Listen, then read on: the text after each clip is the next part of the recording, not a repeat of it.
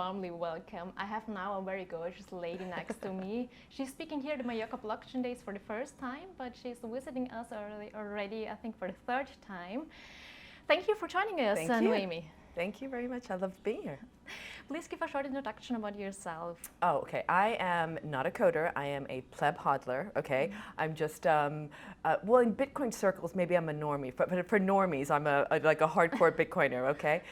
So I'm sort of in the middle ground. I'm just into research, and Bitcoin is just a fascinating topic for me, and I've just been sort of reading it from the basic sort of Antonopoulos metrics to other sort of veins. Yeah.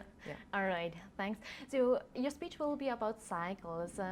What exactly are you considering in your talk? Okay. So I'm looking at basically patterns. And I think patterns can be what they would say metadata, which means it's one of those little sort of subliminal things that affect without knowing it. It's like very subliminal, subtle, the effects, right? Now, a lot of Bitcoiners think that because Bitcoin is based on code, which we all know, that they're almost impervious and not susceptible to the normie metrics of marketing, right? But as I've been sort of in the space, you know, initially through Twitter, and then I actually met other Bitcoiners, and then now I've met coders, you know, thanks to coming to conferences like this.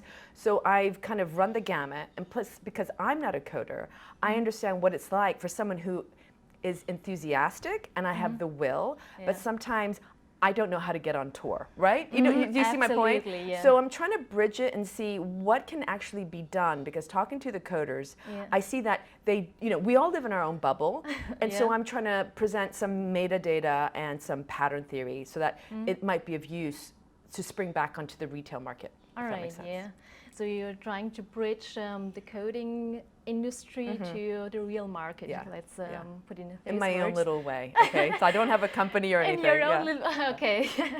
But I think you're doing it already for a while. No, I mean, but I've been studying it, and like I said, I live in London, and I go to meetups with really quite accomplished coders and people who, you know, real OGs, right? So I've been exposed to that, like I said, but then I'm also exposed to people who still think that Bitcoin is not real, you see? So I'm like, how do we bridge that? You know, and it's a little lonely demographic where I am, where I'm convinced, like I'm, you know, I believe in the Bitcoin ethos, but I'm not a coder. Do you see my point? So absolutely. We need more of us. Thinking of my parents who still don't really believe in Bitcoin and that kind of stuff. Yeah, right. So how is your next year going to look like? Are there certain projects you want to do? Do you know, because I'm researching sort of other subjects, you know, besides Bitcoin.